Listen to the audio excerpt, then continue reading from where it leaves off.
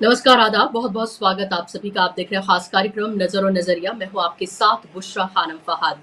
कल रात से लेकर और अब तक के लिए का वक़्त जो है आप सबके लिए, हम सबके लिए मुश्किल गुज़रा है और इसको और ज़्यादा मुश्किल बनाया है इस देश के उस मीडिया ने, जो सिर्फ़ सस्ती टीआरपी के लिए कुछ भी कहने और कुछ भी करने के लिए तैयार है। आप में से ज़्यादातर लोगों ने कल जो भोपू मीडिया है, जिसको मेन स्ट्रीम मीडिया कहा जाता है, उसमें काम करने वाले लोग सो कॉल्ड अपने आप को जर्नलिस्ट कहते हैं।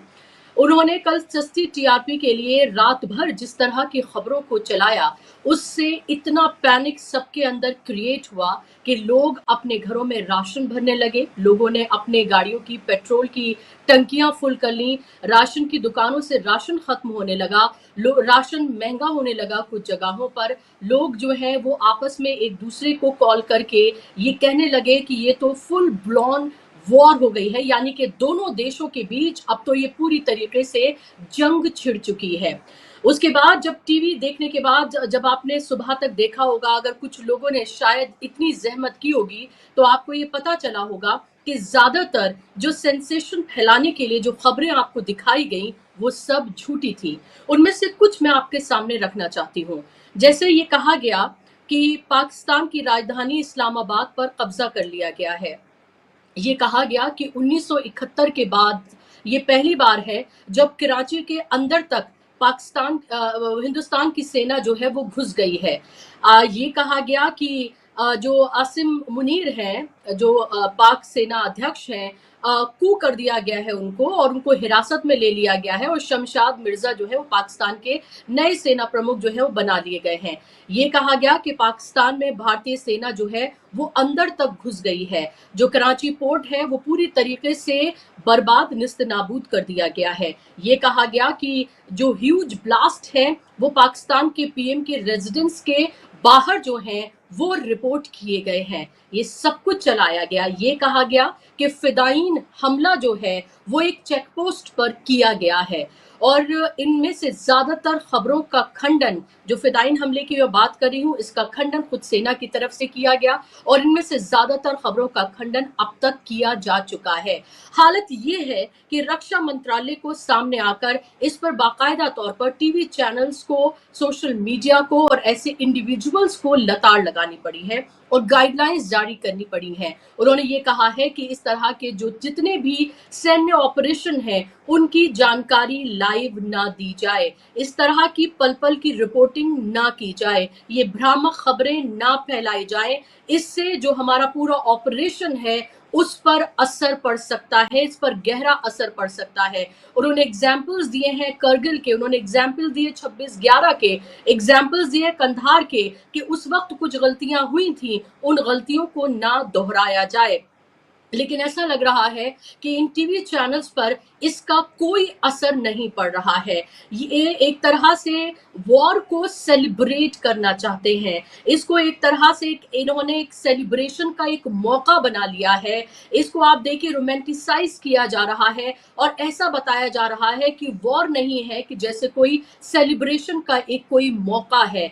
जिस तरह से चीख-चीख कर, चिल्ला-चिल्ला कर ये लोग अपने टीवी स्टूडियो से एक भय, एक डर, एक खौफ का माहौल आपके और हमारे बीच पैदा कर रहे हैं, उससे आप सोचिए कि जो लोग इसको सच मान रहे होंगे, उनके अंदर कितना अब तक पैनिक क्रिएट हो गया होगा।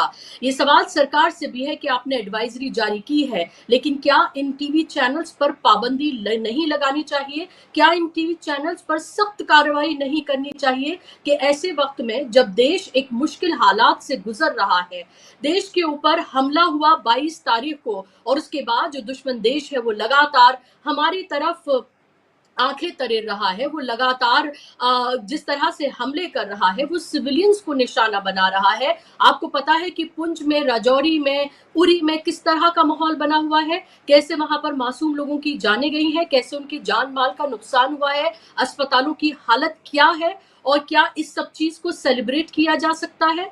आपको अगर वाकई में ये देखना है कि किस तरह से एक जिम्मेदार नागरिक को बिहेव करना चाहिए, एक जिम्मेदार नागरिक की प्रतिक्रिया क्या होनी चाहिए, इस मुश्किल वक्त में हमें और आपको कैसे संयम बरतते हुए इस पूरे माहौल में देश के सामने अपने आप को रखना चाहिए, तो आपको सिर्फ और सिर्फ जो सेना के जरिए लगातार प्रेस ब्रीफिंग की जा रही है उसको देखना चाहिए। उसमें आपको देखना चाहिए ना कोई उत्तेजना होती है, ना किसी तरह का इसमें कोई सेलिब्रेशन होता है, ना ही किसी तरीके से ये बताया जाता है कि हम तो पाकिस्तान को निस्त नाबूद करने जा रहे हैं, अब उसका खात्मा कर देंगे, कराची पर अब हम बम छोड़ने वाले हैं, हम अंदर तक घुस गए हैं, हमारी तोपें वहां तक पहुंच गई हैं। आपने देखा है ऐसा कुछ सेना को कहते हुए? वो बहुत संयम बरतते हुए सिर्फ ये कहते हैं कि हमने कभी भी इस तरह की वॉर का इनिशिएट नहीं किया है हिंदुस्तान ने। We are a peace loving country. हमारी तरफ से कभी भी इस तरह से इनिशिएट नहीं किया गया है। हमेशा हमने सिर्फ और सिर्फ जवाब दिया है। पहले हमारे 26 बेकसूर नागरिकों पर जिस तरह से आदतुन फायरिंग करके उनकी जानें ली गई, उसके बाद जो देश का पूरा सेंटिमेंट था उसको देखते हुए और कार्रवाई करनी थी एक देश के तौर पर हमने सिर्फ और सिर्फ चिन्हित करते हुए 9 आतंकी ठिकानों को निशाना बनाया और उनको निस्तनाबूद किया, जिसकी तारीफ पूरी दुनिया में हुई, क्योंकि ना हमने सैन्य ठिकानों को निशाना बनाया और ना ही हमने किसी सिविलियन की जान ली। और बहुत रिस्पॉन्सिबल एक सेना होने के नाते हमने अपनी जिम्मेदारी को निभाया। उसके बाद जब पाकिस्तान की तरफ से रिटेलिएशन हुआ तो हमने उस रिटेलिएशन का जवाब दिया। हमारा एयर डिफेंस सिस्टम इतना मजबूत है, इतना कारगर है कि जितने भी जवाबी हमले पाकिस्तान की तरफ से कल रात या उससे पहले हुए उन सबको पूरी तरीके से निष्क्रिय कर दिया गया। कल भी जब सेना की तरफ से प्रेस ब्रीफिंग की गई तो उसमें भी ये बताया गया कि जब हमारे 15 अलग अलग शहरों को निशाना बनाया गया तो हमारी तरफ से जवाबी कार्रवाई की गई है। लाहौर के जो एयर डिफेंस सिस्टम है उसको पूरी तरीके से निस्तनाबूद कर दिया गया है। मैं आपको यहाँ ये बता दूं, एक बार नहीं बार बार मैं आपको ये बताऊंगी कि सैन्य कार्रवाई की जा रही है दोनों देशों की तरफ से। अभी कोई वॉर नहीं हुई है, कोई वॉर डिक्लेयर नहीं की गई है, ना कि दोनों ही देशों की तरफ से कोई वॉर का ऐलान नहीं किया गया है। वॉर जब होती है तो बाकायदा तौर पर इसका ऐलान किया जाता है और इसको पूरे देश को इसके बारे में बताया जाता है। ना तो पाकिस्तान की सेना हिंदुस्तान में घुसी है, ना हिंदुस्तान की सेना पाकिस्तान में घुसी है। यही हिंदुस्तान में रहते हुए हमारी सेनाओं ने यही बैठकर अपने ऑपरेशन को अंजाम दिया है, जिसका नाम ऑपरेशन सिंदूर रखा गया। और रक्षा मंत्रालय की तरफ से ये कहा गया कि ये ऑपरेशन सिंदूर जो है वो अभी भी जारी है। रक्षा मंत्रालय की तरफ से ये भी कहा गया कि हमारी तरफ से कभी भी किसी चीज को इनिशिएट नहीं किया गया है, हमने सिर्फ और सिर्फ जवाब दिया है। अगर पाकिस्तान की तरफ से इस तरह की जवाबी कार्रवाई नहीं होगी तो हमारी तरफ से भी ऐसा कोई कदम नहीं उठाया जाएगा। यहाँ तक किया जा रहा है, पीओके को आईयूके बताया जा रहा है। व्हाट्सएप यूनिवर्सिटी जिसको आप ही देख ही रहे होंगे, उस पर किस तरह के मैसेजेस जो है वो सर्कुलेट किए जा रहे हैं, किस तरह की नफरतें जो हैं वो फैलाई जा रही हैं। वॉर में सिर्फ तबाही होती है, दोनों तरफ तबाही होती है, ये एक तरफा नहीं हो सकता है। हम ये नहीं कह सकते कि वॉर में सिर्फ और सिर्फ हम कार्रवाई करेंगे और सिर्फ एक तरफा नुकसान होगा। जब वॉर होती है तो नुकसान दो तरफा होता है, मासूम लोगों की जाने जाती हैं। जिस तरह से 26 पहले मासूम लोगों की जाने गई और अब पुंछ, राजौरी, उरी या राजस्थान या फिर हम जितने भी सीमावर्ती इलाके हैं वहां जिस तरह की टेंशन और पैनिक्स हैं वो सब आपने देखी होगी। हद तो ये हो गई है कि जो वीडियो गेम्स हैं उनकी वीडियोस जो हैं वो लगाई जा रही हैं और ये कहा जा रहा है कि ये सिर्फ आपको एग्जाम्पल के तौर पर। अब आप ये सोचिए, छोटा सा कहीं ऊपर अगर लिखा हो कि आपने सिर्फ एग्जाम्पल के तौर पर आप ये वीडियो दिखा रहे हैं, कितने लोगों को ये समझ में आ रहा होगा। इस तरह की वीडियोस शेयर की जा रही हैं जो बाकायदा तौर पर इनको डिबंक किया गया है कि किसी दूर किसी फील्ड में आग लगी है तो बताया जा रहा है कि पाकिस्तान की तरफ से देखिए ये यहाँ पर बम जो है वो गिराया गया है। मैं आपसे हाथ जोड़कर ये विनती कर रही हूँ, एक जिम्मेदार चैनल, एक जिम्मेदार नागरिक, एक जिम्मेदार पत्रकार होने के नाते, कि इस तरह की किसी भी अफवाहों पर आप बिल्कुल गौर ना करें, आप पैनिक क्रिएट ना करें। सरकार की तरफ से, सेना की तरफ से ऐसी कोई बात नहीं कही गई है। ये जरूर है कि ये अभी मुश्किल दौर है, आगे आने वाले 24 से 48 घंटे बेहद महत्वपूर्ण हैं ये देखना होगा कि आगे किस तरह की कार्रवाई की जाती है। रात में आज पाकिस्तान की तरफ से क्या कोई रिटेलिएशन होता है, हिंदुस्तान की तरफ से क्या कोई जवाबी कार्रवाई होती है। अभी आने वाला वक्त बेहद महत्वपूर्ण है, बहुत संवेदनशील है ये पूरा का पूरा दौर, और हमें उसमें नफरत नहीं फैलानी है, वॉर मॉन्गरिंग नहीं करनी है, हमें बेगुनाह लोगों की, बेकसूर लोगों की जानों पर सेलिब्रेशन नहीं करना है, बल्कि हमें जिम्मेदारी निभानी है और ये कहना है कि हम एक पीस लविंग कंट्री हैं। हमने कभी भी अपनी तरफ से इनिशिएट नहीं किया है। हम पाकिस्तान की हर नापाक हरकत को पूरी तरीके से हम निस्त नाबूद कर रहे हैं, हम पूरी तरीके से जवाबी कार्रवाई कर रहे हैं। हमारी सेना इतनी मजबूत है, उसके शौर्य को कम मत आंकिए आप, और इस तरह की फेक न्यूज मत फैलाइए ताकि एक पैनिक क्रिएट किया जाए, जिस तरह की मैंने आपको खबरें बताई। यहाँ तक हो गया कि गुरुग्राम में स्कूल तक बंद कर दिए गए। आप सोचिए कि क्योंकि टीवी चैनल्स देखे होंगे कि ना जाने हरियाणा में क्या हो रहा है, तो गुरुग्राम में स्कूल बंद कर दिए गए। और एक और खबर, दिल्ली में इंडिया गेट के आसपास ये एक नियमित कार्रवाई होती है कि जब ट्रैफिक जैम होने लगता है तो वहां से गाड़ियों को हटाया जाता है।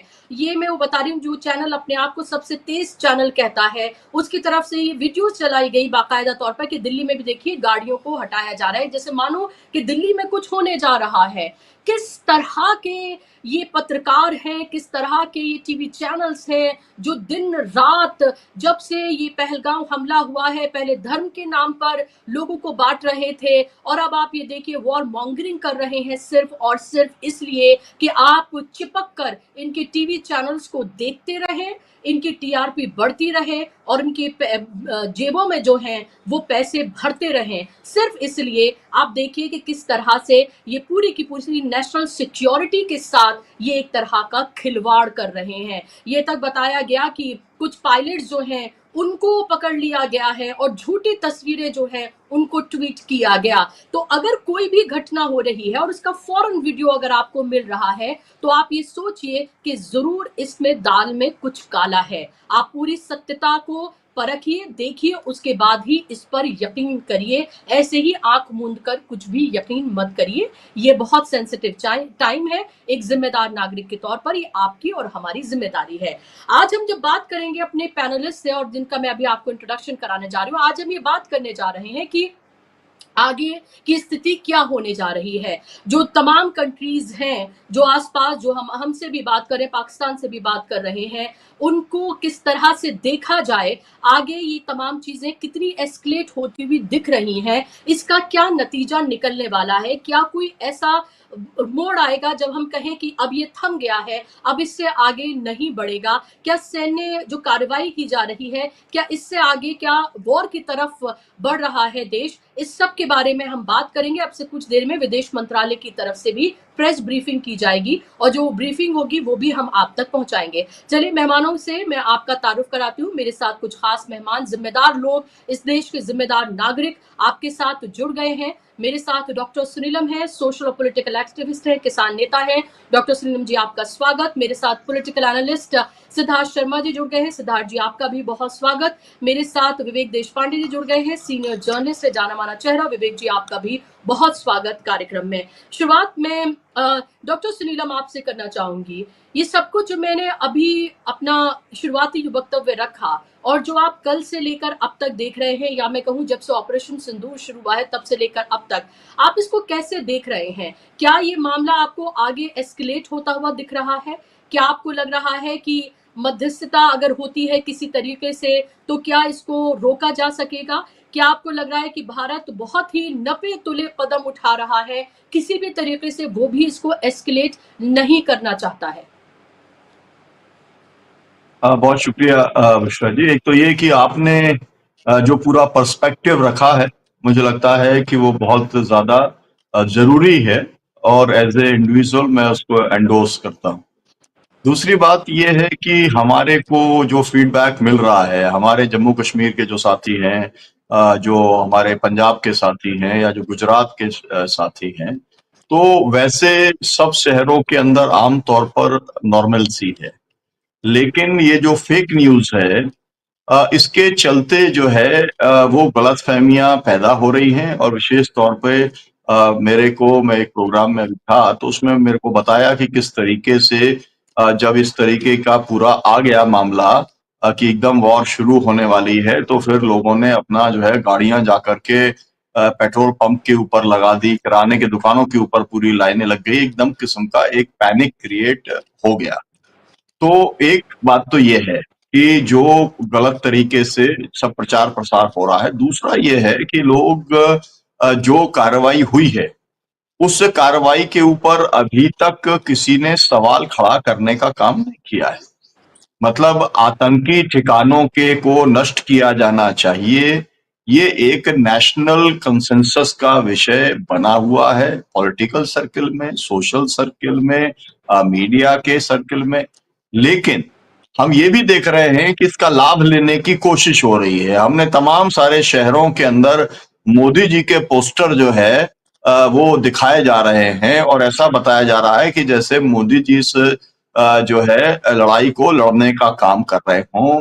तो एक तो मैं ये कहना चाहता हूं कि सेना की कार्रवाई को और जो राजनीतिक दल है और जो लोग मंत्री हैं या जो लोग प्रधानमंत्री हैं, दोनों को अलग अलग करके देखने की जरूरत है। इसका किसी को भी अगर कोई श्रेय लेता है, तो मुझे लगता है कि वो सेना के काम में पॉलिटिकल इंटरफेरेंस करने का काम कर रहा है, और ये गलत है। उसको ये काम नहीं करना चाहिए। ये दूसरी बात। तीसरी बात ये है कि जो हम लोगों की अंडरस्टैंडिंग थी, वो अंडरस्टैंडिंग ये थी कि उन्होंने जिस तरीके की आतंकी कार्रवाई पहलगाम में की, उसका एक रिटेलिएशन हुआ, उनके जो है आतंकी अड्डों के ऊपर कार्रवाई हुई, उसके बाद में मामला आगे नहीं बढ़ेगा।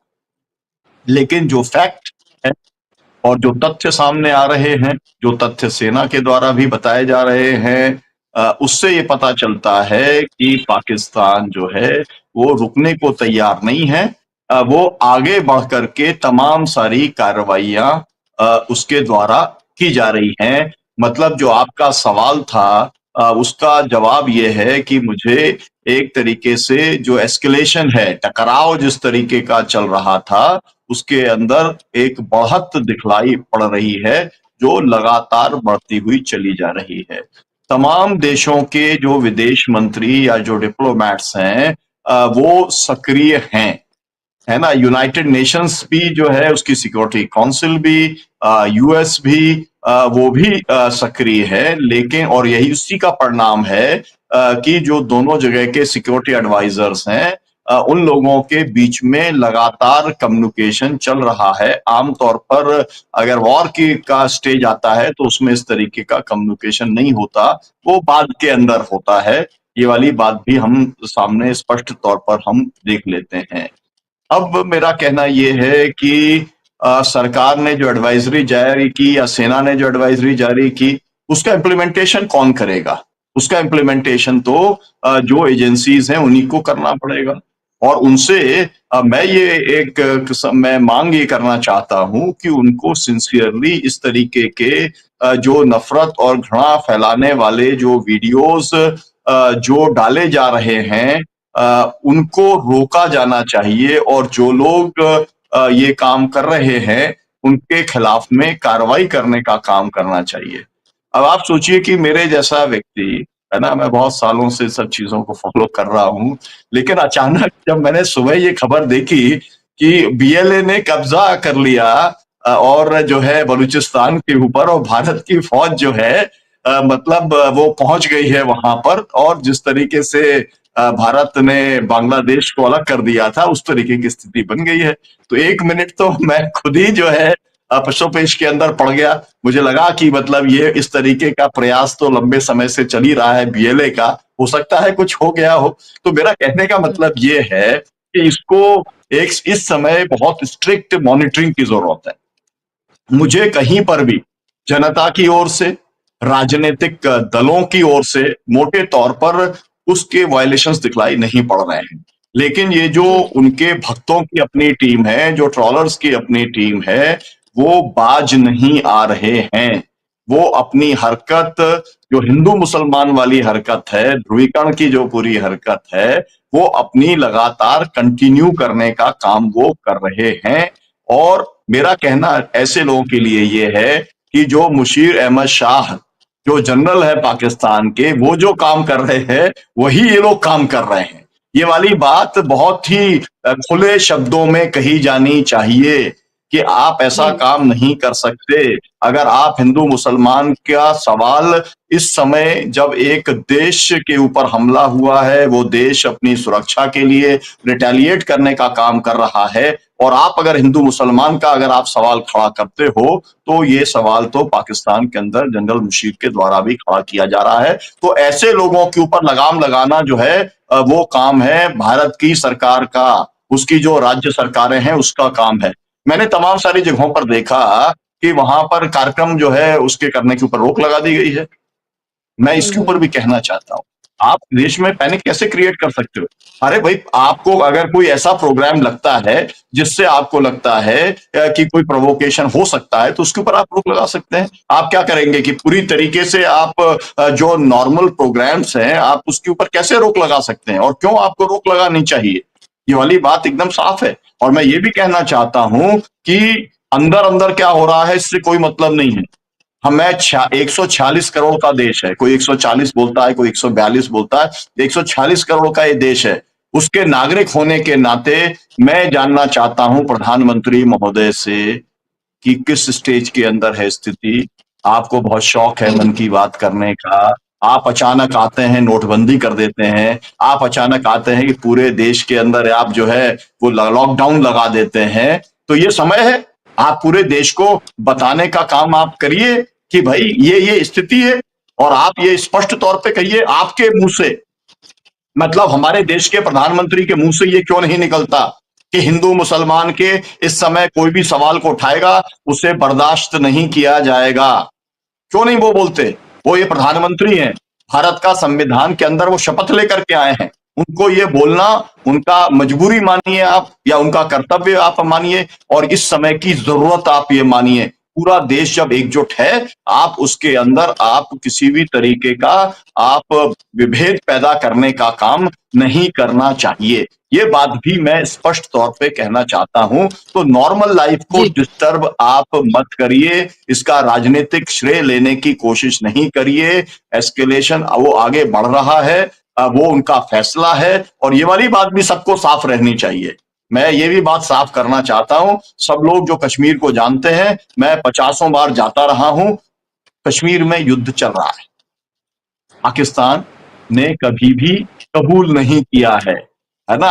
हम लोग पीओके की बात करते हैं, लेकिन कश्मीर को भी जो है उन्होंने डिस्प्यूटेड माना है, और उसको हासिल करने के लिए पाकिस्तान की फौज जो भी वहां सरकार रहती है वो बराबर कार्रवाइयां करती रहती है। लेकिन जी, भारत की तरफ से कभी वॉर जो है वो डिक्लेयर नहीं किया गया है। जो परिस्थिति पहले 2-3 बार बन चुकी है, वो परिस्थिति ना बने, ये हम मानते हैं। और मैं ये भी कहना, लास्ट बात मैं कहना चाहता हूं, पाकिस्तान में तमाम सारी जगहों पर जो पीस एक्टिविस्ट हैं वो बड़े बड़े कार्यक्रम कर रहे हैं, वो प्रोटेस्ट कर रहे हैं, वो अपनी सरकार से कह रहे हैं कि युद्ध के अंदर मत जाओ, हम पूरी तरीके से बर्बाद हो जाएंगे। तो मैं ये कहना चाहता हूं कि भारत सरकार को और राज्य सरकारों को अगर कोई दोनों देशों की शांति के लिए, सद्भाव के लिए अगर कोई मार्च निकालना चाहता है, तो उसे निकालने देना चाहिए, क्योंकि युद्ध से लाभ होने वाला नहीं है। महाभारत उसका सबसे बड़ा उदाहरण है, जिसकी कहानी इस देश के अंदर हर व्यक्ति को मालूम है। फाइनली दोनों का नुकसान हुआ, बड़ा नुकसान हुआ। 18 ही दिन युद्ध चला था, लेकिन बर्बादी दोनों तरफ की बहुत भयंकर हो गई थी। इसलिए युद्ध में बिल्कुल। ना जाइए, ऐसी परिस्थिति पैदा नहीं करिए। पाकिस्तान अपनी तरफ से जो करता है, भारत की सेना सक्षम है, जवाब देने का काम वो करती रहेगी। जी। बिल्कुल, और वो जवाब देने का काम कर भी रही है और बहुत संयम बरतते हुए वो कार्रवाई कर रही है। उसने नहीं क्लेम किया कि कराची उसने हासिल कर लिया है, इस्लामाबाद पर कब्ज़ा कर लिया है और पोर्ट को बर्बाद कर दिया है। उसकी तरफ से ऐसा कोई क्लेम नहीं किया गया है। फ़िदायीन हमले से लेकर ना जाने क्या-क्या बातें, मतलब जो भी ख़ाम-ख़याली उनके दिमागों में पलती है या जिससे उन्हें लगता है कि ये जो कुछ हज़ार लोग देख रहे हैं, ये लाखों में या और ज़्यादा आगे बढ़ जाएँगे, वो इसको और ज़्यादा इसको करते हैं, और कैसे ड्रामेटिक तरीके से रिपोर्टिंग की जाती है कि बॉम्ब्स गिर रहे हैं और आपने अपने आप को साइड किया हुआ है। आप किसने आपसे कहा है कि आप जान अपनी खतरे में डालकर इस तरह से लाइव रिपोर्टिंग करिए? ये तो अब रक्षा मंत्रालय ने कह दिया कि आपको लाइव रिपोर्टिंग इस तरह से नहीं करनी है। यहाँ तक कि लोगों से भी मना किया है कि अगर इस तरह की कोई वीडियोस हैं तो आप सोशल मीडिया पर उनको पोस्ट मत करिए, ये बाकायदा तौर पर कहा गया है। विवेक जी, मैं 2 मिनट में आपके पास आ रही हूँ, एक क्विक रिएक्शन सिद्धार्थ जी आपसे।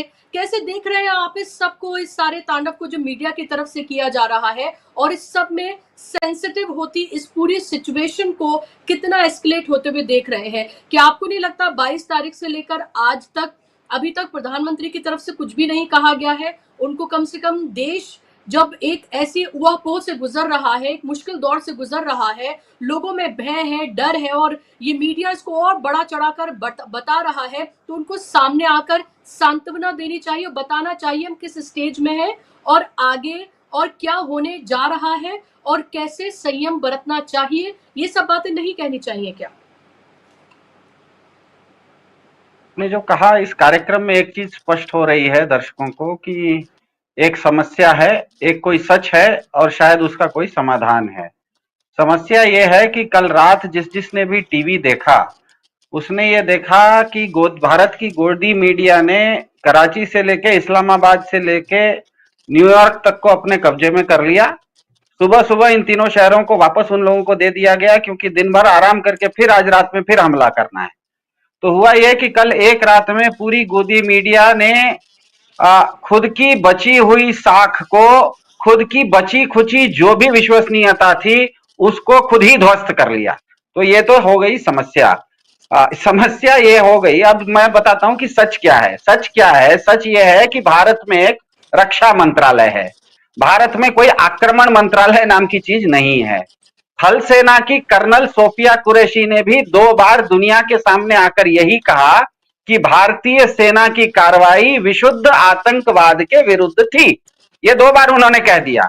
तो जो भारतीय सेना खुद इसे युद्ध नहीं घोषित कर रही है, उसे मीडिया भारत की ओर से हमला कैसे कह रहा है, ये तो समझ के परे है। तो सबसे पहली बात यह है। और हुआ यह था, इसको मैं सिलसिलेवार आपको बता देता हूं। 22 अप्रैल को जैसे ही पुलवामा की पहलगाम की घटना हुई, उसके अगले ही दिन जैसे ही भारत सरकार ने सर्वदलीय बैठक बुलाई, उसमें उन्होंने मान लिया भारत सरकार ने कि कहीं ना कहीं सुरक्षा चूक हुई थी।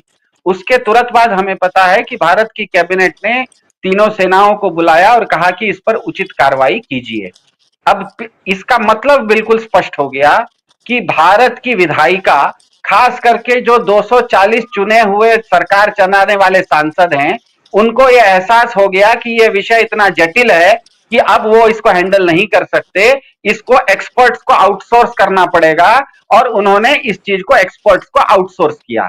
इसका प्रमाण यह है कि पिछले 48 घंटे से सेना की ओर से जो भी भारत कार्रवाई कर रहा है, उसमें एक भी चुने हुए विधायिका सांसद के लोग टीवी पर आपको नहीं दिख रहे हैं। केवल और केवल कार्यपालिका के लोग दिख रहे हैं। कभी सोफिया कुरैशी जी दिख रही हैं, कभी कर्नल सोफिया कुरैशी जी दिख रही हैं, कभी विंग कमांडर सिंह मैडम दिख रही हैं, और कभी विक्रम मिस्त्री दिख रहे हैं। ये सब कार्यपालिका है। चुने हुए विधायिका के एक भी लोग टीवी पर नहीं आ रहे हैं। इसका मतलब पूरा का पूरा प्रोफेशनल्स इस चीज को हैंडल कर रहे हैं। जब चुने हुए विधायिका ने ही अपने आप को शांत कर लिया है, मौन रखा है, तो मेरे ख्याल से चाय से ज्यादा केतली गर्म नहीं हो सकती। ये सीधा सा नियम होता है। तो गोदी मीडिया कल जो भी कर रहा था, वो अपने आप में एक, क्या कहते हैं, वो बचकानी हरकत थी। इसीलिए आज जो एडवाइजरी निकली है जो मीडिया के लिए, आश्चर्य यह है कि ये एडवाइजरी मिनिस्ट्री ऑफ डिफेंस ने निकाली है, जबकि भारत में सभी media ministry of information and broadcasting के अंदर आते हैं। लेकिन ये निकाला है मिनिस्ट्री ऑफ डिफेंस ने। इसका मतलब यह है कि सेना के लोग भी समझ गए हैं कि कहीं ऐसा हो गया है कि ये उस्तरे वाला बंदर अपने मदारी की ही बात नहीं मान रहा है, मदारी पर ही उस्तरा चला रहा है। इसीलिए सेना बीच में फिर से आई है और कही है कि आप होशियार रहिए, ये आपको वार्निंग है। और खास करके आप अगर वो मिनिस्ट्री ऑफ डिफेंस का एडवाइजरी देखिए तो वो निकला ही, उसमें स्पष्ट शब्द लिखा हुआ है, एंटी टेरर ऑपरेशन हम लोग चला रहे हैं, उसकी लाइव सूचना आप मत दीजिए। फिर से वहां पर मिनिस्ट्री ऑफ डिफेंस ने एंटी टेरर ऑपरेशन इसको कहा है। दूसरा, वो जो उन्होंने रूल्स कोट किया है कि केबल टेलीविजन रूल्स के अंतर्गत ये एडवाइजरी निकाल रहे हैं, इसका मतलब ये बिल्कुल स्पष्ट है कि ये गोदी मीडिया जो टीवी चैनलों पर केबल टीवी पर आ रहा है ना, उनके लिए लागू है, क्योंकि मेरे ख्याल से कल रात में इनकी जो भी हरकतें थी उससे इस देश में भी पैनिक हुआ है, सबको पता है, देश में भी पैनिक हुआ। और युद्ध की स्थिति का पहला नियम यह होता है, कहीं पर भी जब युद्ध होता है तो कोई सेना जो प्रोफेशनल होती है वो जो कार्रवाई करती है उसकी भी पूरी जानकारी देती है, और उसको अगर कोई हानि पहुंची उसकी भी पूरी जानकारी देती है। जैसे कि क्रिकेट में कोई बॉलर भले बॉल छुपा के बॉल कर रहा हो, लेकिन बॉल पर विकेट मिल जाता है तो खुल के वो अपील करता है। तो भारतीय सेना कोई भी ऑपरेशन अगर करेगी तो भले गोपनीय रखे, लेकिन ऑपरेशन खत्म होने के बाद ये ऑपरेशन हमने किए, और कहीं पर अगर वो ऑपरेशन में सामने वाले ने हम पर कुछ जवाबी हमला किया है तो उसके बारे में भी स्पष्ट रूप से बोलती है। अगर कल आप भारत के कर्नल सोफिया कुरैशी जी की बात सुनिएगा तो उन्होंने स्पष्ट कहा कि पाकिस्तान ने अवंतीपुरा से लेकर भुज तक हमारे ऊपर रॉकेट और ड्रोन के हमले किए, उसमें पाकिस्तान सेना की ओर से जो शेलिंग हुई उसमें पूंछ में हमारे 16 नागरिक भी हताहत हुए, और उसके जवाब में भारतीय सेना ने जो कार्रवाई की उसमें लाहौर का एक एयर डिफेंस सिस्टम भी निष्क्रिय कर दिया गया। तो मतलब जब सेना कोई चीज को करती है तो ऐसे मान के चलिए कि मेरे घर में कोई बुजुर्ग है, वो बीमार है, मैं उसको अस्पताल लेके गया, तो अगर डॉक्टर उनको ऑपरेशन थिएटर के अंदर ले जाता है तो ऑपरेशन थिएटर में जिस समय ऑपरेशन कर रहा होता है उसका कोई आंखों देखा हाल वो हमें नहीं बताता है, हमको बाहर बैठ के इंतजार करना पड़ता है कि डॉक्टर बाहर निकलेंगे और वो फिर बता देंगे क्या हो रहा है। डॉक्टर कोई क्रिकेट मैच नहीं है कि आंखों देखा हाल बताएगा। ये तो हो गई सच। अब तीसरी बात है, इसका समाधान क्या है। डीबी लाइव के व्यूअर्स से मेरा छोटा सा निवेदन है, 3 लोगों का नाम ले रहा हूं, आप केवल इन तीनों को फॉलो कीजिए, क्योंकि भारत सरकार भी इन्हीं तीनों को फॉलो कर रही है। इन 3 के अलावा कोई भी अधिकृत रूप से बोल नहीं रहा है। एक तो स्वाभाविक है, कर्नल सोफिया कुरैशी जी, पूरी भारत और पूरी दुनिया उनको जान गया है, वो जो कहती हैं बस उतने को सच मानिए। दूसरा विक्रम मिस्त्री जी हैं, इसमें कूटनीतिक और दुनिया भर से किस तरह की प्रतिक्रियाएं आ रही हैं वो भी एक महत्वपूर्ण पहलू है, वो विक्रम मिस्त्री जी बता देते हैं। और तीसरा रणधीर जायसवाल जी जो मिनिस्ट्री ऑफ एक्सटर्नल अफेयर्स के हैं। ये तीनों कार्यपालिका के लोग हैं, इनका राजनीति से कोई लेना देना नहीं है। ये पूरा का पूरा ऑपरेशन, फिर से मैं कह रहा हूं, भारत सेना खुद इसको ऑपरेशन कह रही है, तो ऑपरेशन का मतलब ही होता है डॉक्टर पेशेंट को अंदर लेके गया है। आपका पेशेंट भले आपके बुजुर्ग हो, आपके घर के बड़े बुजुर्ग हो, लेकिन आपका धर्म बनता है बाहर शांति से बैठिए, डॉक्टर साहब बाहर निकलेंगे, ऑपरेशन कैसा हुआ वो पूरा बता देंगे। उनके अलावा कोई दूसरा आदमी ऑपरेशन थिएटर में क्योंकि जा नहीं सकता, इसीलिए वो कोई सूचना दे नहीं सकता। उसकी सूचना मानने का मतलब है आप खुद अपनी पैनिक बढ़ा रहे हैं। मेरे ख्याल से इस सेगमेंट में मेरी अपनी बात रख दी, आगे देश पांडे जी इसको ज्यादा अच्छे से समझा देंगे। बिल्कुल। महत्वपूर्ण बातें आपने कही हैं और बहुत ही आपने एक लाइट अंदाज में उन बातों को कह दिया जो कि बहुत गंभीर बातें हैं। विवेक जी, आप कैसे देख रहे हैं इस सब को और आप इसको कितना एस्केलेट होते हुए यहाँ से देख रहे हैं? कल शायद हमें और आपको भी, बहुत सारे लोगों को ये अंदाजा नहीं होगा कि रात इतनी भारी गुजरेगी और फिर सुबह होते तक, जब तक सूरज की किरण निकली तो लगा कि थोड़ी चीजें जो हैं वो स्टेबल हो रही हैं। क्या आने वाली रात फिर से भारी होने वाली है?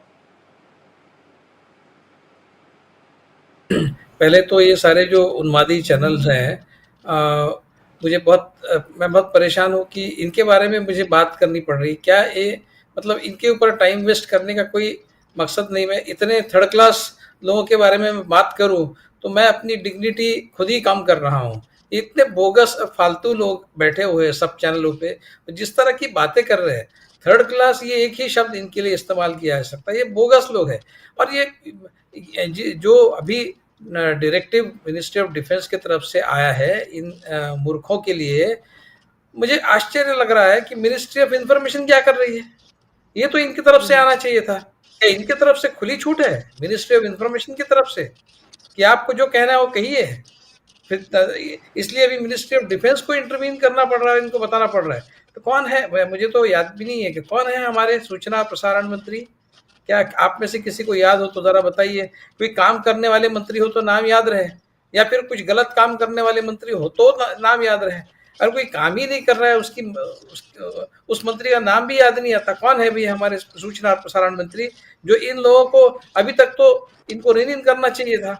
ये किस तरह की फालतू बकवास इन चैनलों पे चल, मैं तो नहीं देखता, मैंने कल थोड़ा सा देखा क्योंकि अब युद्ध जैसी परिस्थिति है तो थोड़ा तो देखना ही पड़ेगा, तो मैंने देखा और तुरंत बंद कर दिया। तो मैं अपना वक्त और अपना एक इंटेलेक्ट इन लोगों पर खर्च करूं, इतनी इनकी लायकी नहीं है, ये बोगस लोग हैं। एनीवे, वो अपने आप में, आज संयम का समय है, किसी भी युद्ध के समय में देश की जनता को संयम बरतना चाहिए, ये उन्माद नहीं, ये उन्माद फैलाने वाले जो लोग हैं ये इनके ही राइट विंग सिस्टम के लोग हैं, ये सरकार के सपोर्टर्स लोग हैं, ये कोई मतलब मोदी जी के भक्त लोग ही हैं ये। तो इनको बताना तो पहले मोदी जी का कर्तव्य बनता है कि आप ये सब मत करिए, लेकिन वो नहीं कर रहे हैं। और आखिरकार फिर डिफेंस मिनिस्ट्री को हो सकता है कि सेना के अधिकारियों को इससे मुश्किलातें फेस करनी पड़ रही है, तब जाके उन्होंने कहा हो कि आप बिल्कुल इस तरह के निर्देश निकालिए और इनको इनकी जुबान पर ताला लगवाइए, तब जाकर ये हुआ। वरना तो खुद मोदी जी ने अपील करना चाहिए था कि ये सारे चैनल्स जो है वो गलत तरीके से इस ऑपरेशन की बात कर रहे हैं, इस ऑपरेशन की जानकारी दे रहे हैं, उससे ऑपरेशन अफेक्ट होता है, ये कहने का तो प्रधानमंत्री का दायित्व बनता है। चलिए ठीक है, वो तो किसी ऑल पार्टी मीटिंग में भी नहीं जाते, वो उनका दायित्व वो अपने आप समझते हैं, शायद हम नहीं समझते, वो ज़्यादा अच्छे से समझते हैं। तो शायद हो सकता है कि आने वाले दिनों में वो कुछ राष्ट्र के नाम कुछ संदेश भी जारी करे, अभी शायद वो समय नहीं आया है। लेकिन ऐसा है कि आतंकवादी हमला जो है उसका जो मकसद होता है, आपकी और हमारी जो विक्ट्री की कल्पना है, युद्ध में जो विजय और नुकसान होता है, वो उनकी कल्पना विजय की अलग होती है। उनको विजय प्राप्त हो गई है, उनको जो चाहिए था वो उन्होंने कर दिया है। हमने उनके ट्रैप में नहीं आना चाहिए था। कहने का मतलब ये है कि हमने इस युद्ध में नहीं जाना चाहिए था, क्योंकि वो वही चाहते थे, वो चाहते थे कि ये हो। अब एक उनके टेररिस्ट कैंप हमने ध्वस्त कर दिया वगैरह सब ठीक है, वो तो ध्वस्त कर दिया, अच्छा हुआ, लेकिन क्या इससे प्रॉक्सी वॉर खत्म होगा? इसकी क्या गारंटी है? वो फिर से शुरू करेंगे, नए सिरे से शुरू करेंगे, क्योंकि प्रॉक्सी वॉर तो पाकिस्तान की असली ताकत है। वो डायरेक्ट युद्ध में भारत से जीत नहीं सकते, उनको पता है। भाई शिवाजी महाराज ने गुरिल्ला वॉरफेयर क्यों किया था? क्योंकि वो मुगलों की ताकत से वाकिफ थे और उनको पता था कि डायरेक्ट मुगलों से युद्ध नहीं कर सकते, इसलिए गुरिल्ला वॉरफेयर करते थे। ये गुरिल्ला वॉरफेयर एक पॉजिटिव चीज है, मैं उसको अच्छा मानता हूँ। अब माओवादी का गुरिल्ला वॉरफेयर वो अच्छी चीज नहीं है। जब शिवाजी महाराज करते तो वो अच्छी चीज मानी जाती, क्योंकि अच्छे मकसद के लिए वो करते हैं। लेकिन ये आतंकवादी जो करते हैं गुरिल्ला वॉरफेयर, वो अच्छी चीज नहीं है, वो अच्छे मकसद के लिए नहीं है, लेकिन है तो गुरिल्ला वॉरफेयर, वो तो चलते रहेगा, वो तो ब्लीड करते रहेंगे भारत को। तो इतना बड़ा खर्चा करके और इतना पूरे देश का अटेंशन पूरे एक ही चीज पर फोकस हो जाए, देश में दूसरा कुछ काम ही ना बचे, लोग सिर्फ युद्ध की बातें करें, पैसा सारा युद्ध के लिए खर्च हो, और जो क्रिएटिव काम देश में होना चाहिए, जो अर्थव्यवस्था को सुधारने का काम होना चाहिए, वो धरा का धरा रह जाए। तो इस तरह की किसी भी स्थिति में हमने नहीं जाना चाहिए था। आतंकवादी हमको उस स्थिति में डालना चाहते थे, और उस स्थिति में डाल के हम उनके ट्रैप में फंस के उनको हमने विजय दिला दी। वो कन्वेंशनल वॉर की विजय और विक्ट्री और लॉस के जो कंसेप्ट है, वो आतंकवाद की लड़ाई को लागू नहीं होते। उनका विजय उसी में वो समझते हैं कि वो आपको पूरी तरह से डिस्टर्ब कर दे, आपको पागल बना दे, आपको उन्मादी बना दे, ये उनका विजय है। और उनको इस विजय को दिलाने में हमारे ये उन्मादी जो जमावड़े हैं और हमारे राइट विंग की जो फोर्सेस है, वो उनको मदद कर रहे हैं। तो ये इस तरह की परिस्थिति आज देखते हैं कि आतंकवादियों का इसको कैसे देख रहे हैं आप कि जो लोग भी पीस की बात कर रहे हैं या पीस को प्रोपेगेट कर रहे हैं या फिर वॉर के लिए वो कह रहे हैं कि वॉर नहीं होनी चाहिए, उनकी जिस तरह से ट्रोलिंग की जा रही, ट्रोलिंग ही नहीं, उनको रेप से लेकर किस किस तरह की थ्रेट जो है वो दी जा रही है, चाहे वो सोशल एक्टिविस्ट है, जर्नलिस्ट है, आप पूरा सोशल मीडिया देख लें, इसको आप कहते हैं क्या सरकार को इस सब पर भी आके बात नहीं करनी चाहिए? क्योंकि वॉर तो हो ही नहीं रही है, उन लोगों का ये कहना है कि डी एस्केलेट इसको किया जाए, इसको आगे ना बढ़ाया जाए, इसमें नुकसान ही होता है। ऐसे वक्त में जब 85 करोड़ लोग 5 किलो राशन पर निर्भर हो देश में, क्या वाकई में वॉर की तरफ जाना चाहिए? नहीं, इसके बहुत सारे फैक्टर्स है। देखिए, हमारे जो सारे नेबर्स हैं, उनमें से ज़्यादातर हमारे खिलाफ है, ये समझने की ज़रूरत है। आप चाहे नेपाल ले लीजिए, हमने उनका इकोनॉमिक ब्लॉकेड किया था, वो अभी भी उनके ज़हन में है वो बात। बांग्लादेश हमारे खिलाफ चला गया है, म्यांमार है, वो ये सारे, श्रीलंका है, और चाइना तो है ही। कहीं हमारी कार्रवाई में चाइना की इकोनॉमिक इंटरेस्ट पाकिस्तान में जो है वो कहीं हार्म हो जाते हैं, तो चाइना भी उसमें। और देखिए, पुराना एक CIA का डॉक्यूमेंट अभी रिलीज हुआ है, जो एम्बार्गोड था, अभी रिलीज हो गया है। जब 65 में हमारा युद्ध हुआ पाकिस्तान के साथ, 71 में हुआ, तब चाइना ने क्या किया था हमारे साथ, इसके जो डिटेल्स है वो भी सामने आए हैं। वो डिक्लासिफाई हो गए डॉक्यूमेंट्स, CIA के डॉक्यूमेंट्स, और उसमें उन्होंने बताया है कि किस तरह से सन 65 में और सन 71 में जब हमने पाकिस्तान के साथ हमारा युद्ध हुआ, उस समय उस युद्ध में हमारी तकलीफ बढ़ाने का काम चाइना ने किस तरह से किया। तो आज भी चाइना वो कर सकता है। अगर हम पूरे फुल स्केल वॉर में चले जाते हैं तो चाइना जरूर वो कोशिश करेगा हमारी मुश्किलातें उस फ्रंट पर बढ़ाने की जहां से हमारा अटेंशन डाइवर्ट हो गया है ऑलरेडी। मतलब जब पाकिस्तान के साथ फुल स्केल वॉर होगा तो वहां के भी फोर्सेस हमको इधर लगाने पड़ेंगे, और तब जाकर वहां पर चाइना भी अपनी कुरापाती काम कर सकता है। तो ये आगे न बढ़े, इसी में सभी का हित है। लेकिन ये तो चाहते हैं कि पाकिस्तान भारत में कर लिया जाए, भारत पाकिस्तान के ऊपर विजय, यानी पाकिस्तान भारत का हिस्सा बना दिया जाए। भी पहले पाक ऑक्युपाइड कश्मीर तो बनाइए, आपके पास मौका है, आपके पास सुनहरा मौका है, आप करके दिखाइए। इंदिरा गांधी ने तो पाकिस्तान के 2 टुकड़े करके दिखाए थे 71 में, जब भारत एक बहुत ही वीक पावर था, भारत के पास कुछ नहीं था, न पैसा था न कुछ था, केवल डिटर्मिनेशन के बदौलत इंदिरा गांधी ने पाकिस्तान के 2 टुकड़े किए थे। आज आपके पास सब है, आपके पास मोदी जी जैसे 56 इंच वाले नेता है। तो पाक ऑक्युपाइड कश्मीर इस मौके का फायदा उठाइए, पाक ऑक्युपाइड कश्मीर जो है भारत का हिस्सा बना लीजिए, करके तो दिखाइए। आपके अगर है तो वो करके दिखाइए, और आपके जो उन्मादी जमावड़े हैं वो तो खुश हो जाएंगे, उनके लिए करके दिखाइए। मैं समझता हूं ये सरकार ये युद्ध नहीं चाहती है, इसलिए कि मोदी जी जिस तरह की व्यक्ति है, मैं जितना उनको समझता हूं, वो इस तरह के वातावरण में सस्टेन्ड तरीके से अपने आप को 2-3 महीने, 4-5 महीने अगर युद्ध चलता है, आज के समय में युद्ध तो 2-2, 3-3 साल चलता है, मतलब कोई बाकी पावर्स इंटरवीन नहीं करती है, ये आज की स्थिति है। इसलिए 2 देशों के बीच में कहीं युद्ध छिड़ जाए तो उसमें कोई शांति स्थापित करने की कोशिश नहीं करते हैं लोग। 2 कैंप्स बन जाते हैं, एक कैंप को एक देश को एक कैंप मदद करता है, दूसरे देश को दूसरा कैंप मदद करता है, और वो युद्ध चलते रहता है। हमने ये गाजा स्ट्रिप में देखा, केवल 350 स्क्वायर किलोमीटर का एरिया है, 1.5 साल से इजराइल जैसा देश गाजा स्ट्रिप में लगा हुआ है, लेकिन वहां पर अभी तक वो जो चाहता है वो नहीं प्राप्त कर सका है, इजराइल नहीं प्राप्त कर सका है 350 स्क्वायर किलोमीटर में। पाकिस्तान तो फिर भी इतना बड़ा देश है और 25-30 करोड़ की आबादी है।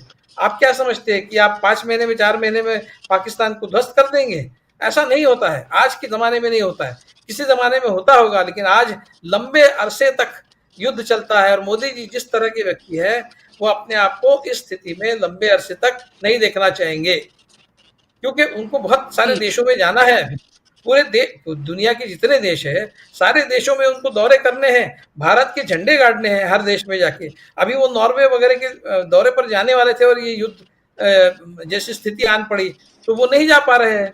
वो अपने आप को इस तरह के टेंशन वाली स्थिति में लगातार महीनों तक नहीं रख सकते मोदी, इसमें से वो बाहर आना चाहेंगे। और मुझे लगता है अगर वो चाहे और हमारी सरकार चाहे तो बाकी देशों की मदद से इस युद्ध जैसी स्थिति को, अभी पूरा युद्ध नहीं हुआ, आपने सही कहा, युद्ध फुल स्केल वॉर नहीं छिड़ा है, इस युद्ध जैसी स्थिति को बीच में ही रोका जा सकता है, उसको खत्म किया जा सकता है। और उसमें केवल मोदी जी और भाजपा का हित नहीं है, उसमें इस देश की सारी जनता का हित है, क्योंकि मैं नहीं चाहता कि मेरी रोज की जिंदगी पर युद्ध की छाया पड़ी रहे।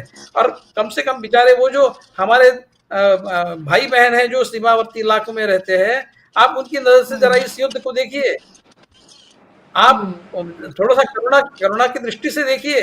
वो उनकी जिंदगी तो बद से बदतर हो गई है और एक नर्क जैसी स्थिति उनके लिए बन जाती है।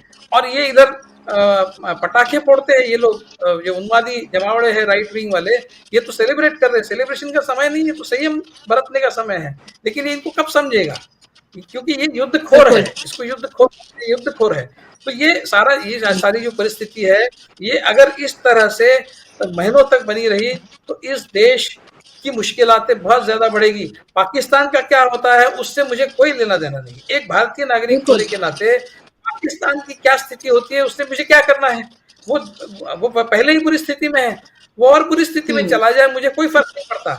लेकिन एक भारतीय होने के नाते मेरा देश और बुरी स्थिति में चला जाए, मतलब ये होगा कि पाकिस्तान 10 गुना ज्यादा बुरी स्थिति में जाएगा हमसे, लेकिन हमारी भी तो स्थिति बुरी होगी। इतना खर्चा होगा, लोग मरेंगे, हमारे सैनिक मरेंगे, ये सब जो है ये न हो, रोज की जिंदगी पर मेरे इस युद्ध की छाया न पड़े, ये एक भारतीय नागरिक होने के नाते मेरी मंशा है, मेरी इच्छा है, और हर एक भारतीय की इच्छा होगी। इसलिए थोड़ा सा आपने कर दिया है, बहुत ठीक है, वो होना भी चाहिए था, वो कैंप ध्वस्त करनी चाहिए थी, वो कर दिए। लेकिन अभी कोशिश ये होनी चाहिए कि जितने जल्दी सुलझ जाए, जितने जल्दी बंद हो जाए उतना अच्छा होगा, और मोदी जी को फायदा भी तो होगा ना इसका। क्या वो मतलब ऐसा तो नहीं है कि 1 महीने के युद्ध में मोदी जी को फायदा नहीं होगा और कम से कम 1 साल तक चलाना ही पड़ेगा, तब जाकर इलेक्शन में फायदा होगा। इलेक्शन में फायदा तो बालाकोट से भी हुआ था, वो क्या कितने दिन चला था। तो अगर जहां तक फायदे की बात है तो इससे भी फायदा होगा, तो आप कोशिश कीजिए और बंद कीजिए। और जो नागरिक है इस देश के, उनको सुकून की जिंदगी जीने दीजिए। और जो सबसे महत्वपूर्ण, आतंकवादियों का मकसद सफल हो, इस तरह की कोई भी कदम हम न उठाए, उनकी विक्ट्री वो मना रहे होंगे। मैं इस बात से बिल्कुल, मुझे गारंटी इस बात की कि वो खुश हो रहे होंगे कि जो उनको चाहिए था वो करवा के रहे हैं, और उसी में उनका विजय है। तो विजय अगर आतंकवादियों का हो रहा है तो वो बिल्कुल हमने नहीं होने देना चाहिए। हमारी जिंदगी का मकसद युद्ध नहीं है, किसी भी एक देश की जिंदगी का मकसद युद्ध नहीं है। वो आतंकवादियों के जिंदगी का मकसद क्या है वो अपने आप में अलग बात है। तो हम अपने हमारा जो भी एम है उस पर हम कायम रहे, और हम अपनी दिशा में अग्रसर होते रहे, विकास की ओर अग्रसर होते रहे, और आतंकवाद से जो लड़ने का तरीका है उस तरीके से आतंकवाद से लड़े, प्रिवेंटिव मेजर्स ले, उसका असर कम करे, यही एक स्ट्रेटेजी होनी चाहिए। लेकिन ये अगर समझने की मैच्योरिटी हमारे लोगों में है तो ये बात होगी, अगर नहीं है तो शायद ये ऐसे ही चलता रहेगा, न जाने कितने महीने कितने साल तक। बुशरा जी। बिल्कुल, आपने बहुत गंभीर बात कही है, और इसके रिपरकशंस को हमें देखना चाहिए, क्योंकि ये बार-बार ये कहा जा रहा है कि जंग जब होती है तो नुकसान दो तरफ़ा होता है, किसी का ज़्यादा तो किसी का कम, लेकिन नुकसान तो होता है। कल आपने बहुत सारे उन लोगों के वीडियोज़ देखे होंगे सोशल मीडिया पर, अगर लोग जो एक्टिव हैं उन्होंने, चाहे वो इंस्टाग्राम हो या किसी और फेसबुक या ट्विटर पर, जो लोग सीमावर्ती इलाके में रहते हैं, जो विवेक जी ने अभी बात की, उनके रोते हुए उनके वीडियोज़ हैं, वो अपने घर के ज़रूरी सामान जो है पैक करके वहाँ से निकल रहे हैं, क्योंकि उनको डर सता रहा है कि ना जाने कब उनके ऊपर शेलिंग हो जाए, न जाने कब उनके ऊपर कुछ इस तरह का हमला हो जाए जिन पर उनकी जान को खतरा बन जाए, तो उनको वहाँ से जाना पड़ रहा है। उसमें छोटे बच्चे भी हैं, बुजुर्ग भी हैं, कोई बीमार भी हो सकता है, किसी की कोई इमरजेंसी भी हो सकती है, बहुत सारी चीजें हो सकती हैं। सोचिए आपकी कल की वो पूरी रात जो है वो उन लोगों के ऊपर कितनी भारी गुजरी होगी, और आज भी जैसे जैसे दिन ढल रहा है, रात की तरफ जब ये दिन जो है रात में तब्दील होगा, तो उनकी कैसी कैफियत हो रही होगी, इसके बारे में सोचने की जरूरत है। बहुत संक्षेप में आपसे लास्ट कमेंट सुनीलम जी, और फिर आप दोनों के पास में आ रही हूँ, वक्त की कमी है। सुनीलम जी, फिर ये सवाल ये उठ रहा है कि ये कैसे डी एस्केलेट होगा? क्या आपको लगता है कि बहुत सारे लोग ये मानते नहीं है कि दूसरे मुल्कों को इंटरवीन करना चाहिए, लेकिन हमारे जो काउंटर पार्ट्स हैं दूसरे मुल्कों के, चाहे विदेश मंत्री वगैरह, उनकी बात आपस में चल रही है, हुई है, और अब ऐसा नहीं है कि सिर्फ 2 मुल्क आपस में लड़ रहे हैं, कोई और इंटरवीन नहीं करेगा, सबके अपने अपने यहाँ पर इंटरेस्ट भी है और दूसरी भी चीजें हैं। तो क्या उससे कोई आपको लगता है कि कोई नतीजा निकल सकता है, या आप इसे किस और तरीके से देख रहे हैं, क्योंकि बड़ी कंफ्यूजन की स्थिति है फिलहाल लोगों में? देखिए, मैं 2-3 बातें कहना चाहता हूं। पहली बात तो ये, वो थर्ड पार्टी इंटरवेंशन ना हो ऐसी बात हम कश्मीर को लेकर के कहते हैं, लेकिन अभी जो पूरी परिस्थिति बनी है, आप ये देखिए कि जो पूरा यूक्रेन का चला, या चल रहा है, जो पूरा का पूरा फलस्तीन के साथ हो रहा है, उसके अंदर तमाम सारे लोग जो है वो प्रयासरत हैं कि वो युद्ध खत्म हो जाए। हमारे प्रधानमंत्री भी वहां पर अपना दावा ठोक रहे हैं। उन्होंने भी कई बार कोशिश की है कि उन्हें भी एक आध बार नोबेल पीस प्राइज मिल जाए, वहां पे वो शांति करा ले। ये उनके ऊपर भी एक मॉरल बाइंडिंग अब हो गई है कि वो दूसरों के युद्ध को शांत करने की बात कर रहे थे, तो अपने देश को कैसे वो युद्ध के अंदर उतारेंगे। ये बात जब भी कोई बड़ा निर्णय होता है तो ये उनको इसके बारे में सोचना पड़ेगा। तो मुझे लगता है कि जो इंटरनेशनल लोग, जो पीस कीपिंग कंट्रीज हैं या जो बड़े ऐसी शख्सियत हैं, वो तो एक्टिव हैं, वो लोग का अपना काम करेंगे, उसके लिए भारत को खुला रहना चाहिए। ये एक बात है।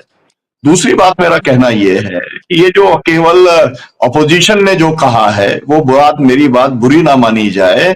अपोजिशन ने कहा कि बहुत बढ़िया सेना ने कार्रवाई की, पूरे देश ने कहा आतंकी ठिकाने नष्ट कर दिए, लेकिन बात वहां रुकनी नहीं चाहिए। आपको उसके आगे ये कहना चाहिए, भारत के विपक्ष को ये कहना चाहिए कि हम आतंकी ठिकाने नष्ट करना चाहते हैं, लेकिन हम किसी भी तरीके का युद्ध नहीं चाहते, हम शांति चाहते हैं, हम पॉलिटिकल लेवल पे बातचीत से रास्ता निकालना चाहते हैं।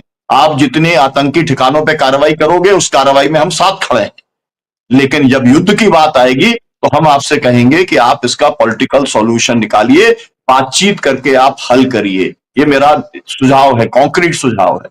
और इसी तरीके से मेरा कहना यह है कि क्योंकि ऐसा वातावरण बन गया है, तो मैं तमाम सारे देख रहा हूं, जितने प्रोग्राम्स हैं सब कैंसिल किए जा रहे हैं। तो आप क्या पूरी आपका मतलब एक सब कोई भी बातचीत बंद हो जाएगी क्या देश के अंदर?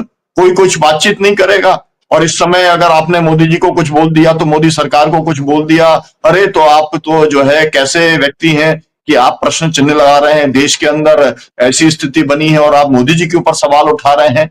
आप लोगों के मुंह बंद करने का ये एक कारण नहीं बना सकते। ये वाली बात भी विपक्ष को बहुत स्पष्ट तौर पर कहनी चाहिए। और उन्हें तो मेरा कहना है कि भाई क्यों, क्या जरूरी है, ये ठेका है क्या कि जो शांति वाले जो एक्टिविस्ट हैं, पीस कीपर्स हैं, वही जो है इसके लिए बात करेंगे? क्यों नहीं पार्टी के लोग बात करते? क्यों नहीं पार्टी के लोग जो है ऐलान करते कि हम पूरे देश के अंदर जो है ना, युद्ध नहीं शांति चाहिए, या हम जो है आतंकवाद के खिलाफ हैं? आप क्यों नहीं उनकी रैली निकलने देना चाहते? भाई आप निकालिए, आप सरकार के ऊपर दबाव डालने का काम करिए। चुप रहना कोई रास्ता नहीं है।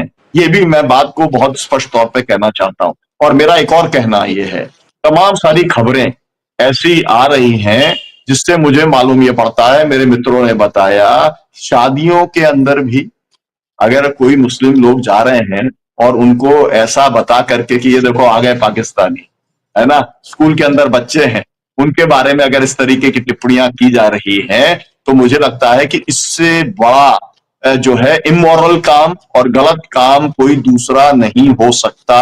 और इसको रोकने की जिम्मेदारी किसकी है? क्यों नहीं पूरे देश भर के कलेक्टर? अरे भाई ये काम तो करना चाहिए प्रधानमंत्री को। वो नहीं कर रहे मन की बात कि हिंदू मुस्लिम मतलब कोई भी टिप्पणी नहीं की जाएगी, वो नहीं कर रहे, कोई बात नहीं, लेकिन कम से कम इतना तो करें। ये जो कलेक्टर हैं जिनके हाथ में सब कुछ कमान आ जाती है, जो ही इस तरीके की एक्टिविटी होती है सब कुछ डीएम के हाथ में जाता है, तो डीएम ये काम क्यों नहीं कर रहे हैं? डीएम क्यों नहीं कार्रवाई कर रहे हैं? डीएम को ये क्यों नहीं स्पष्ट तौर पर, बहुत जो डीएम लोग हैं उनको बहुत फोटो खिंचाने का शौक है, बहुत प्रोग्राम करने का शौक है, करो ना भाई, आप निकालो ना अपने की हम शांति की बात करना चाहते हैं, हम सौहार्द की बात करना चाहते हैं। हर कलेक्टर को प्रेस कॉन्फ्रेंस करके कहना चाहिए कि हिंदू मुसलमान के बीच में विभेद करने की जो भी बात करेगा, हम उसके ऊपर कड़ाई से सख्ती से निपटने का काम करेंगे।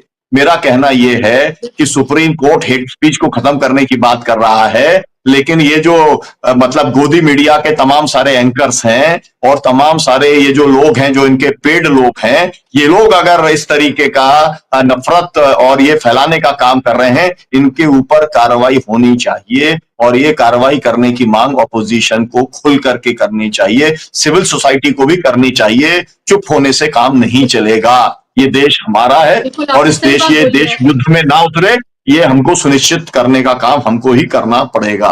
जवाब देते रहेंगे। जो भारत की सेना का स्टैंड है, उस सेना के साथ हम रहेंगे। कोई भी आतंकी कार्रवाई होगी, उसको हम जो है इसका माकूल जवाब देंगे, और कोई भी आतंकी कैंप होगा, हम उसको नष्ट करेंगे। लेकिन इसके आगे जाकर के हम युद्ध नहीं करेंगे। इसके लिए भारत सरकार के ऊपर दबाव बनाने का काम राजनीतिक दलों को, सिविल सोसाइटी को, सामाजिक संगठनों को, सबको करना चाहिए। जी बिल्कुल।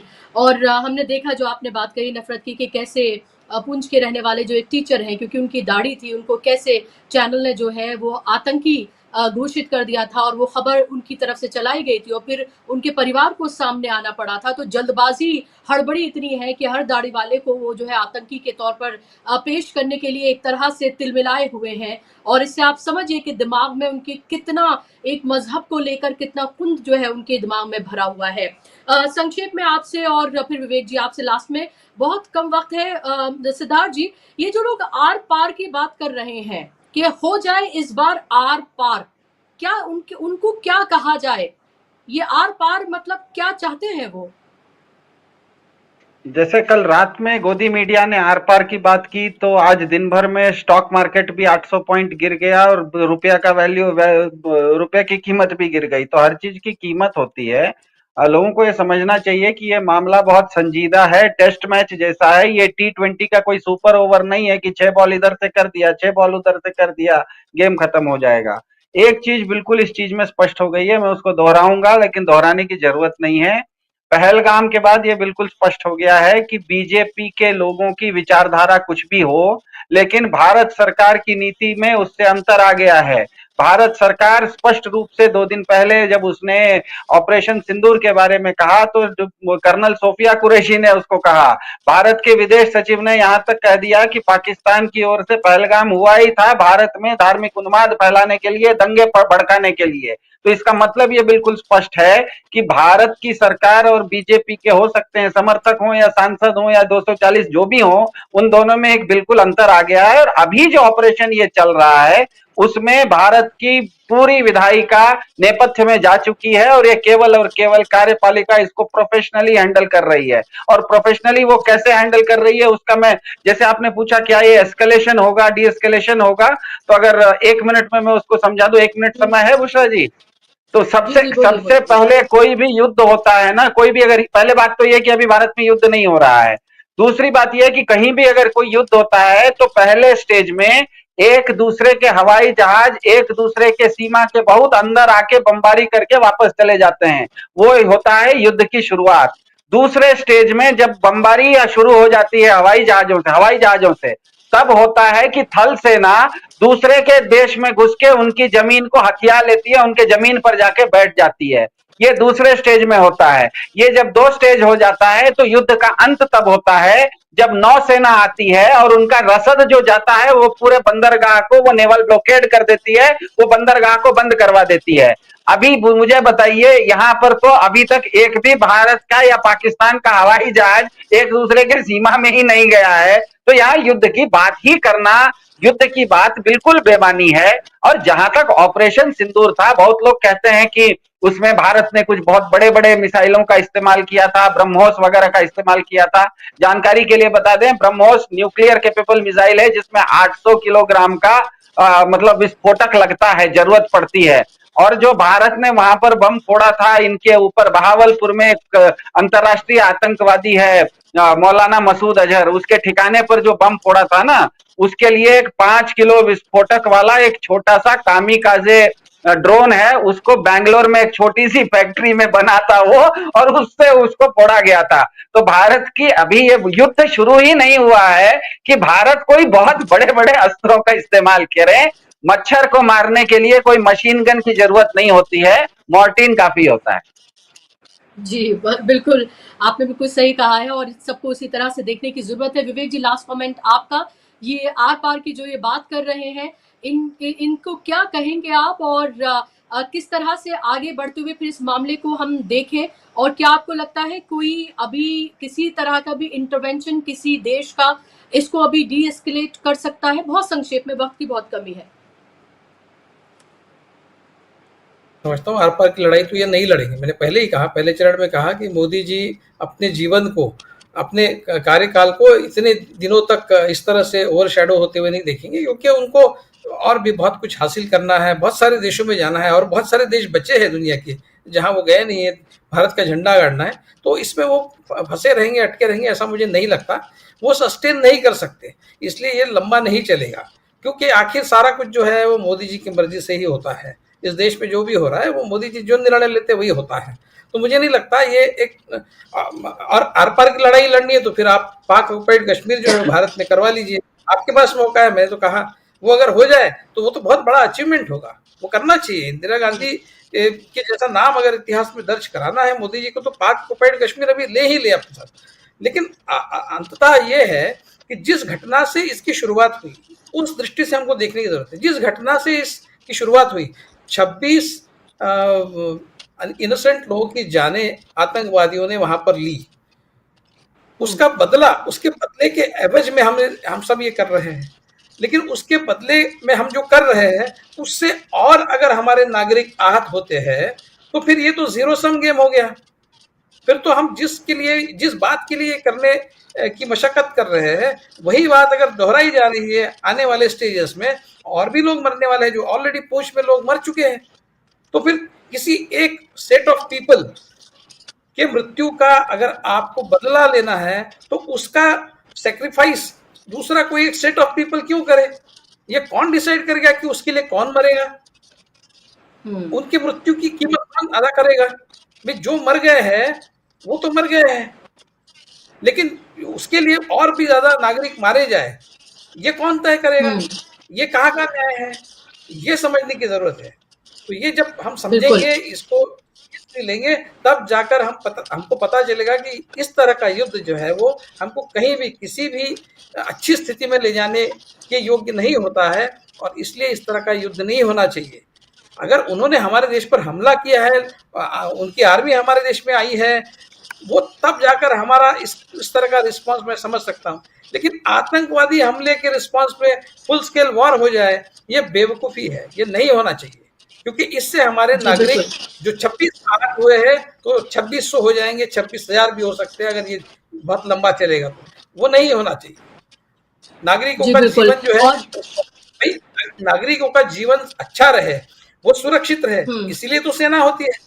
लेकिन अगर नागरिक आहत होते रहेंगे तो फिर उस युद्ध का फायदा क्या है? बुशरा जी। जी बिल्कुल, महत्वपूर्ण बात आपने कही है कि और निर्दोष लोगों की जानें ना जाए, ये सुनिश्चित करना है। और अगर ऐसा ये हो रहा है कि इस तरह की पूरी जो विवाद है, ये लड़ाई है जो चल रही है, ये जो ऑपरेशन चल रहा है, अगर इसके ज़रिए और बेकसूर लोग जो हैं वो हमारे अगर मारे जा रहे हैं तो इसमें सोचने की ज़रूरत है। और ये बिल्कुल आपने सही कहा, ये कौन तय करेगा कि किसकी कीमत कौन से वो निर्दोष लोग हैं जो चुकाएंगे? दिल्ली में बैठकर हम कैसे ये तय कर सकते हैं कि पुंछ, राजौरी और जो सीमा से लगे इलाके हैं, उरी या फिर राजस्थान या गुजरात या इन तमाम जगहों पर जो कि बॉर्डर बिल्कुल लगे हुए हैं, जिनके लिए हर रात आने वाली जो है वो खौफनाक गुजर रही है, वो क्यों कुर्बानी दें? ये कैसे कौन डिसाइड करेगा? उनके बारे में भी उन लोगों को जो बार बार आर पार की बात कर रहे हैं, इस बार हो जाए, इस तरह की बातें कर रहे हैं। ऐसा लग रहा है इसे आज शुरू हुआ और कल खत्म होकर ये आर पार हो जाएगा, कब्जा हो जाएगा और इस्लामाबाद में बैठकर वो चाय पियेंगे। ये इस तरह की मानसिकता वाले लोग जो हैं इनको भी बहुत कुछ बताने की जरूरत है। मैं आप लोगों से फिर से लास्ट में, वक्त की कमी इसलिए गुजारिश करूंगी कि अगर आप अपनी जिंदगी में सुकून चाहते हैं, आप चाहते हैं ऑथेंटिक खबरें आपको देखने के लिए मिले, तो आप डीबी लाइव जैसे चैनल्स को आप देख सकते हैं। यहाँ पर हम बिना किसी शोर शराबे, बिना किसी उसके, ठंडा करके संयम बरतते हुए, जैसे हमारी सेना बरत रही है वैसे ही हम आपको तमाम खबरें दे रहे हैं। अगर आप टीवी चैनल्स खोलेंगे तो आपको फेक खबरों का अंबार देखने के लिए मिलेगा और पैनिक अटैक भी आपको आ सकता है अगर आप उनको देखेंगे तो। बहुत शुक्रिया आप तीनों मेहमानों का, सुनीलम जी आपका, सिद्धार्थ जी आपका और विवेक जी आपका। कार्यक्रम का हिस्सा बनने के लिए, समय देने के लिए बहुत बहुत धन्यवाद। और धन्यवाद और शुक्रिया आप तमाम दर्शकों का भी इस कार्यक्रम का हिस्सा बनने के लिए। आप 7 बजे राजीव जी के साथ जुड़िएगा न्यूज पॉइंट में। अगर आपको अब तक सारा दिन जो कुछ हुआ है उसकी सत्यता, विश्लेषण अच्छे तरीके से अगर आपको देखना है तो 7 बजे जरूर जुड़िएगा न्यूज पॉइंट में। मुझे दीजिए इजाजत, नमस्कार।